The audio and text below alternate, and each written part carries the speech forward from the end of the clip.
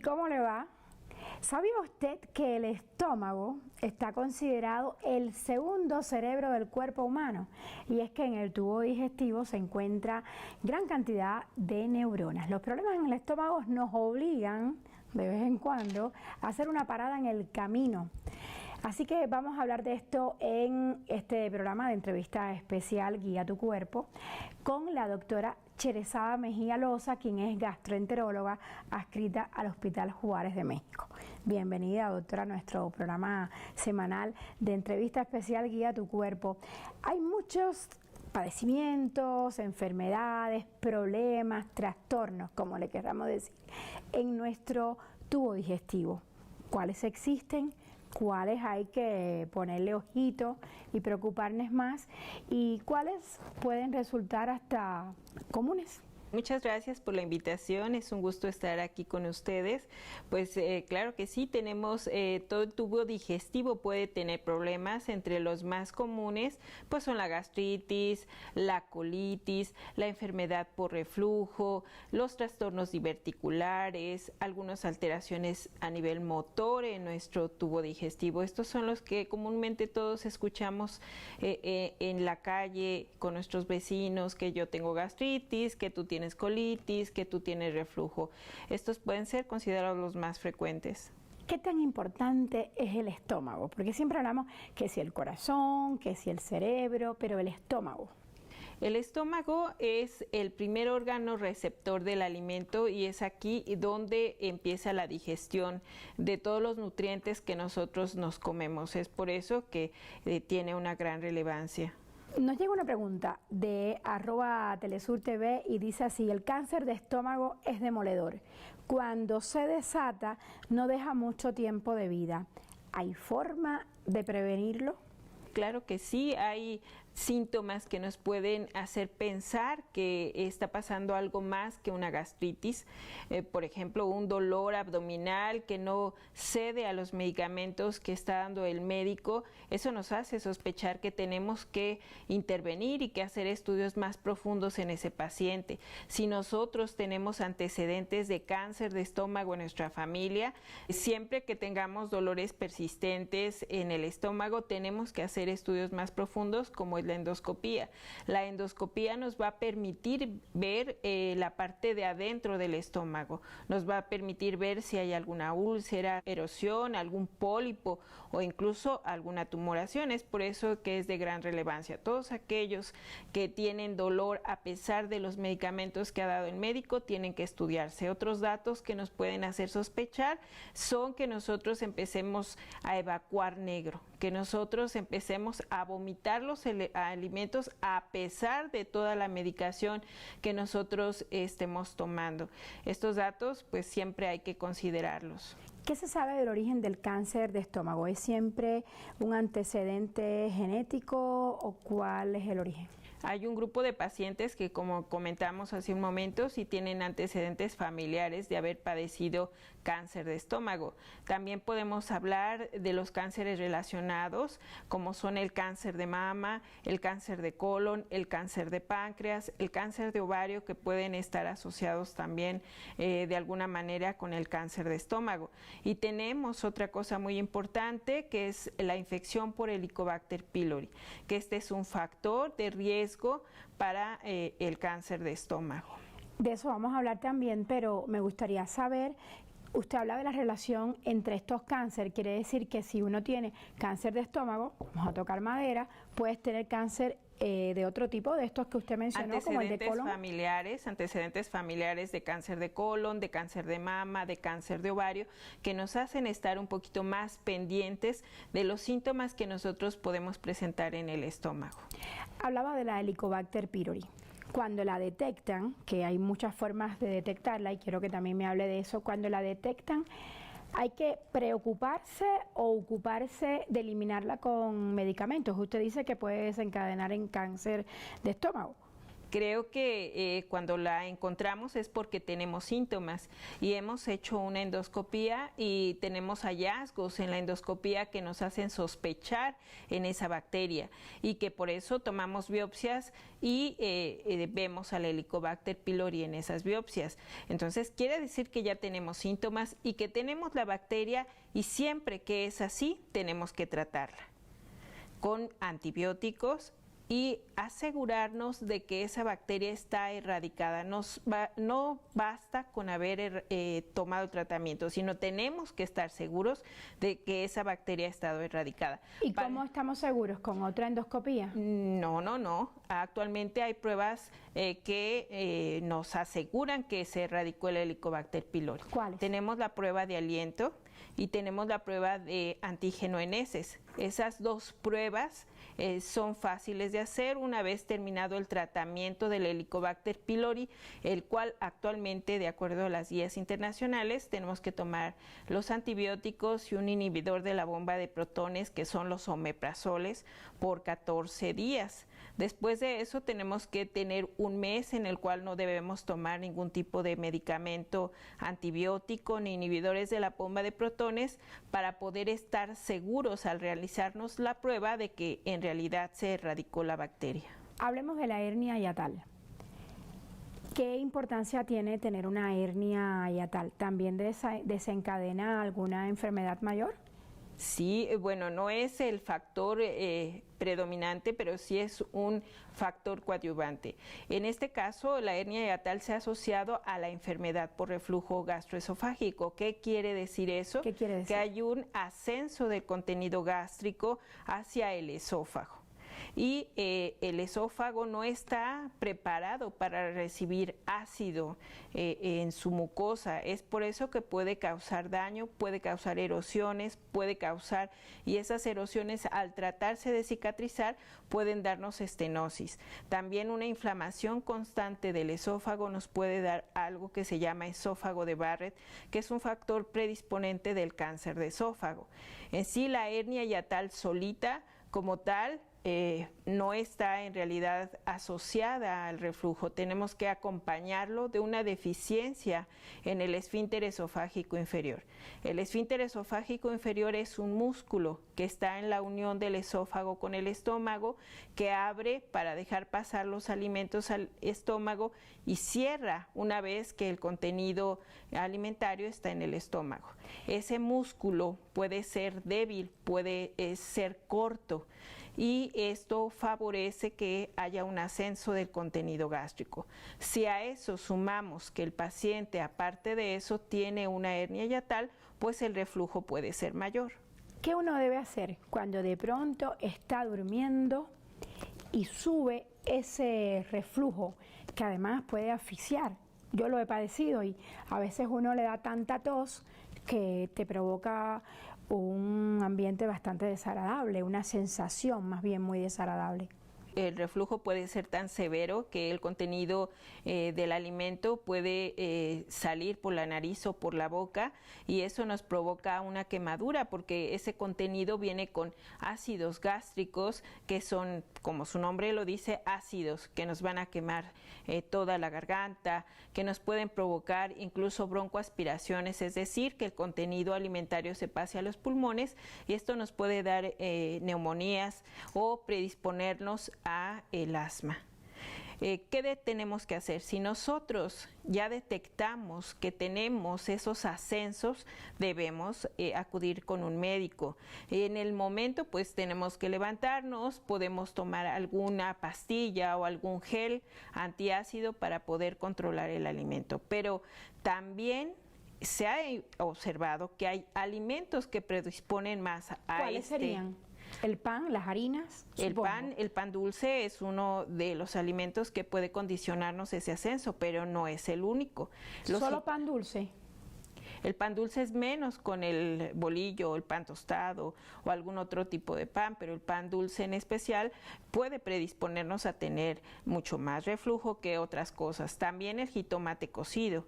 Nosotros los mexicanos somos muy afectos a tomar sopas con caldillo de jitomate. Se ha observado que al cocer el jitomate se desprende una sustancia que hace que ese esfínter, ese músculo del que yo les hablé hace un momento, permanezca más abierto y eso va a predisponer a que haya más reflujo. También hay alimentos como el chile poblano, como todas las salsas rojas, como la guayaba, como la fresa, como la canela, como el chocolate, como las cosas muy grasosas. Si yo me como una pizza en la noche o me como una hamburguesa o me como algunos tacos fritos con mucho aceite, lo más seguro es que va a tener reflujo. Y también tenemos que tomar en cuenta que los movimientos peristálticos de todos nosotros, no nada más de algunas personas, van a bajar por la noche. Entonces, la gente que tiene más reflujo es aquella también que tiende a cenar copiosamente en la noche. Es muy frecuente también que no desayunen por el trabajo, por las actividades, que se vayan sin desayunar. A veces no pueden comer en su trabajo y llegan después de las 5 de la tarde a quererse comer todo lo que no comieron en el día. Y obviamente que el estómago está muy lleno. Para el reflujo nos ayuda también la gravedad. Si yo estoy parada, tengo menos reflujo. Pero si me acuesto y como comentamos que no sirve mi esfínter, entonces me acuesto llena el estómago y hace que se me pueda refluir mucho más fácilmente todo el alimento durante la noche. ¿Qué no se debe comer después de las 5 de la tarde? Pues no podemos comer taquitos, no podemos comer hamburguesas, todo lo que es grasoso, condimentado, caldillos con jitomate, todo esto que acabamos de mencionar que favorecen el reflujo, no es conveniente. Podemos tomarnos una taza de leche pequeña, un pan tostado, unas galletas Marías, alguna fruta, pero no guayaba, no fresa, que tienden a producir más reflujo.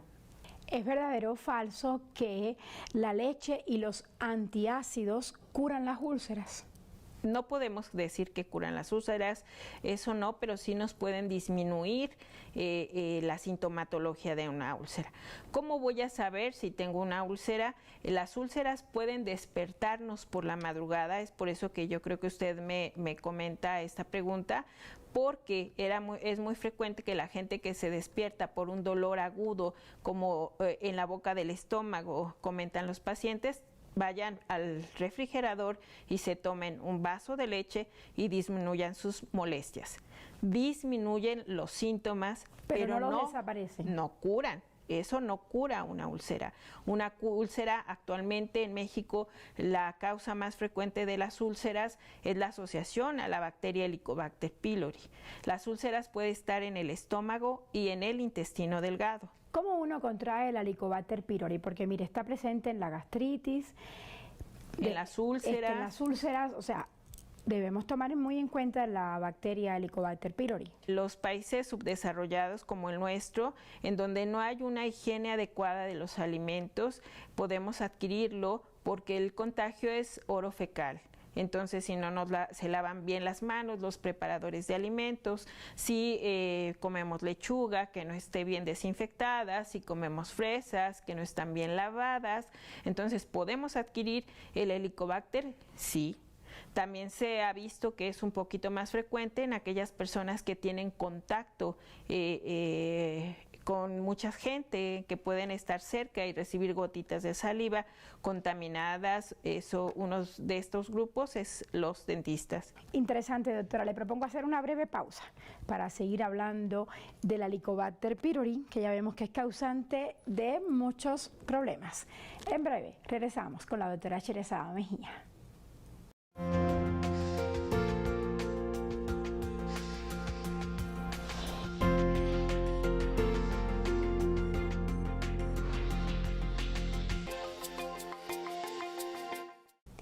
Estamos de vuelta para continuar esta interesante plática sobre lo que ocurre en el tubo digestivo con la doctora Sherezada Mejía Loza. Ella es gastroenteróloga adscrita al Hospital Juárez de México.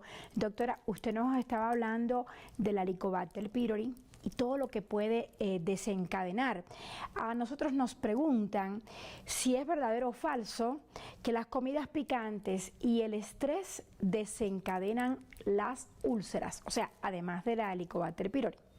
El estrés sí se ha asociado y se ha visto una asociación fuerte con la gastritis y con la úlcera. Esto lo podemos observar en pacientes quemados, en pacientes que han pasado mucho tiempo en las terapias intensivas, a donde el estrés es muy fuerte y se observan gastritis severas, úlceras severas. Con respecto al chile, no se ha encontrado una asociación con la gastritis, sí las salsas con el reflujo. Incluso hay algunos trabajos por ahí que nos hablan de que una sustancia que tiene el chile, la capsaicina, es una sustancia protectora contra el cáncer. ¿Qué pasa con el chile cuando lo asociamos al tomate, al jitomate, al ajo y la cebolla y nos comemos una salsa? En ese caso, estas salsas lo que nos hacen es provocarnos reflujo gastroesofágico, no como tal una gastritis. Hay otros factores que nos pueden causar gastritis y la ingesta de alcohol, una ingesta severa de alcohol nos puede dar gastritis, los ayunos prolongados. Y otra cosa muy importante es tener en cuenta el uso indiscriminado de los analgésicos no esteroideos. Es muy frecuente que nosotros tomemos analgésicos por cualquier causa, que si nos duele la cabeza nos tomamos aspirinas, que si me duele la muela, que si me duele la rodilla, que si me duele el hombro, y no tomamos en cuenta que estos medicamentos pueden producirnos tanto gastritis como úlcera gástrica. ¿Y qué se debe hacer? ¿Aguantarnos el dolor? No, claro que no. Tenemos que consultar a un médico.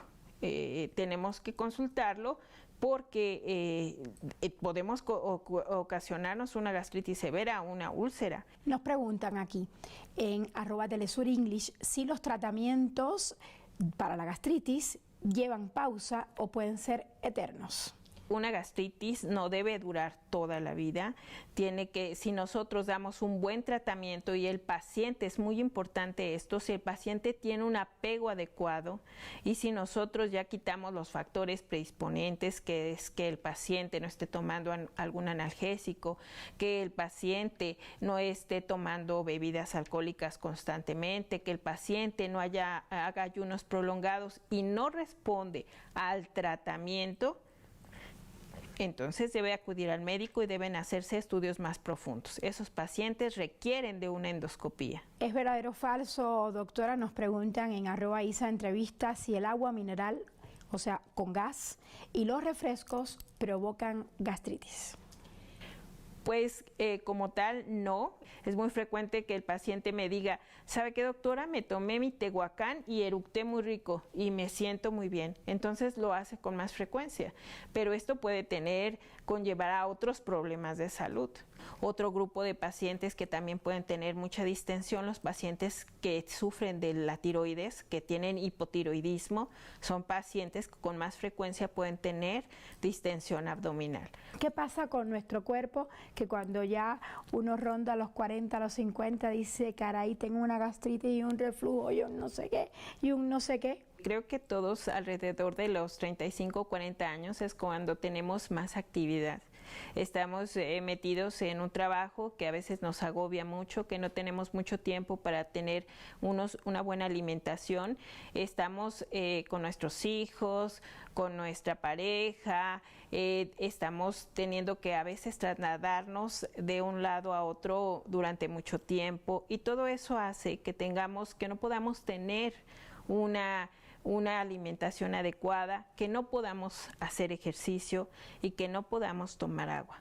Los trastornos del tubo digestivo están relacionados con todos estos factores. Creo que eso es lo principal.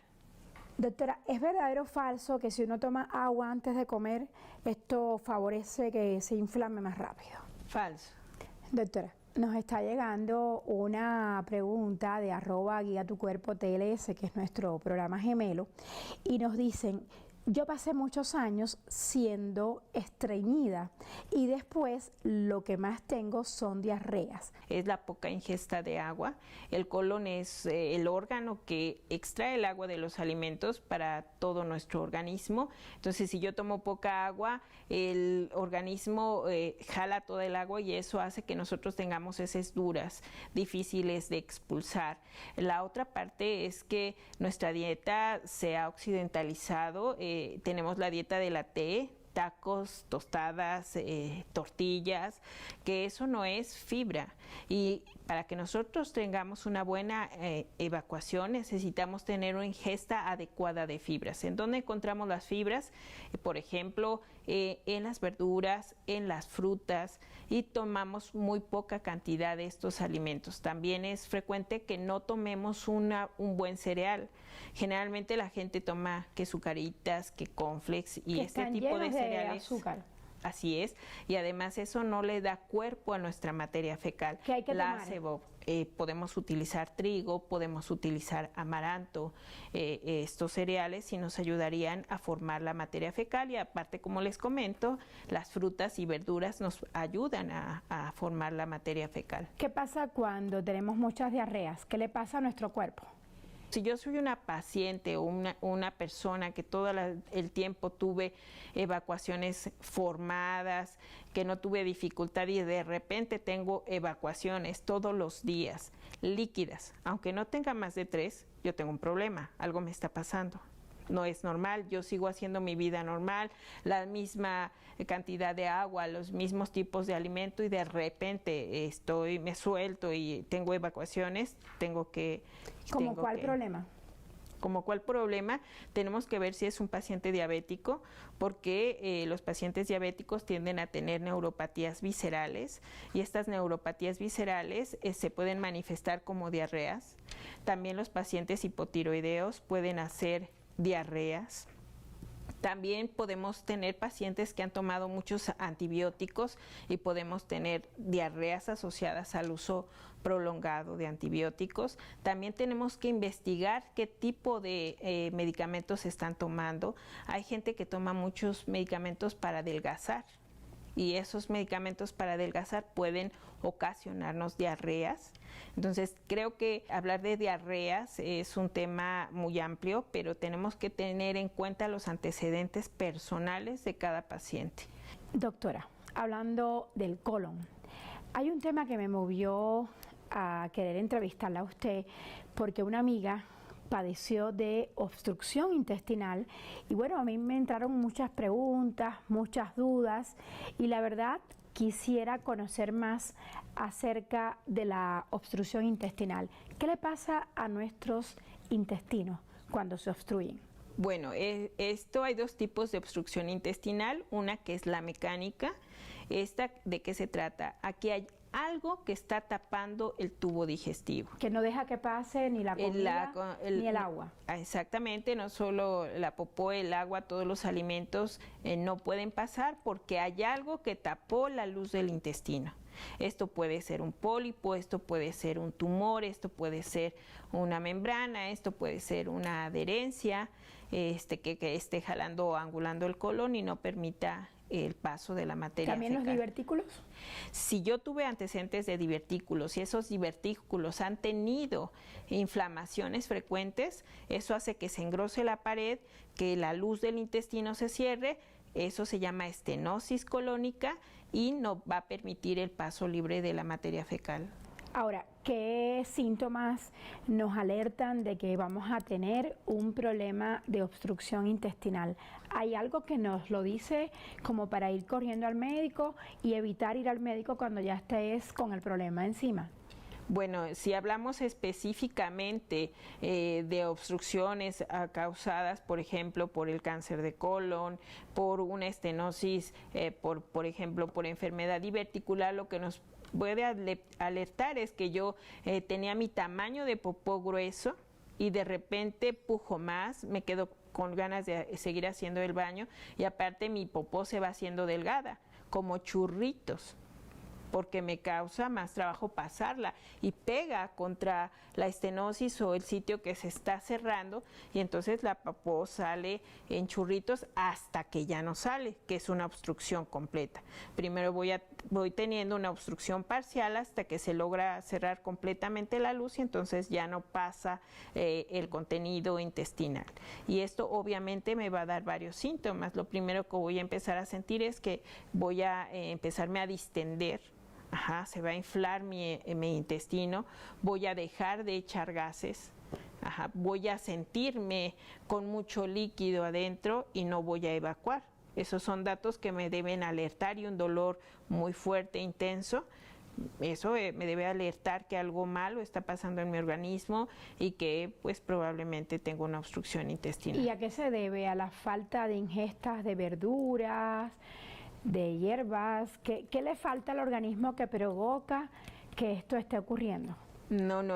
En este caso, si ya tenemos una obstrucción mecánica, no, aquí hay un factor estructural, o sea, algo me está pasando en el organismo, algo me creció, algo me tapó, algo me inflamó, que se está cerrando la luz del intestino. No puedo decir que es por falta de agua o por falta de verdura, sino aquí hay algo que tapó la luz. Una vez que te operan, ¿ya estás a salvo o esto puede regresar en otro momento? Eso depende de la causa que haya ocasionado la obstrucción. Si estamos hablando de cáncer de colon, es por eso que tiene que llevar un seguimiento el paciente. De acuerdo al tipo de cáncer que tuvo, se ve cada cuánto tengo que hacer yo el seguimiento de cáncer de colon. Si yo fue por una estenosis de los divertículos, quito el segmento, y si ese fue el único segmento afectado, pues tengo que llevar una dieta, un ejercicio adecuado, una ingesta de fibra adecuada para que no vuelva a ocurrir ese problema. Si son adherencias, por ejemplo, y me están ocasionando que se esté ocluyendo el intestino, pues se puede hacer la cirugía, pero siempre queda el riesgo de volverse a formar las adherencias. Siempre tenemos que saber cuál es la causa para que nosotros podamos saber cuál es el seguimiento, cuál es el pronóstico y cuáles son las cosas que yo debo cuidar para evitar que vuelva a pasar esto. Muy bien, yo creo que está muy completa esta respuesta para nuestra queridísima amiga Merlis. ¿Esto puede ocurrir en niños o es solamente en adultos? No, esto puede ocurrir en cualquier tipo de edad. Los bebitos, por ejemplo, es muy frecuente que se meta como un calcetín adentro, una parte del intestino sobre otra. Eso se llama intussuscepción. Y eso es frecuente en los bebitos.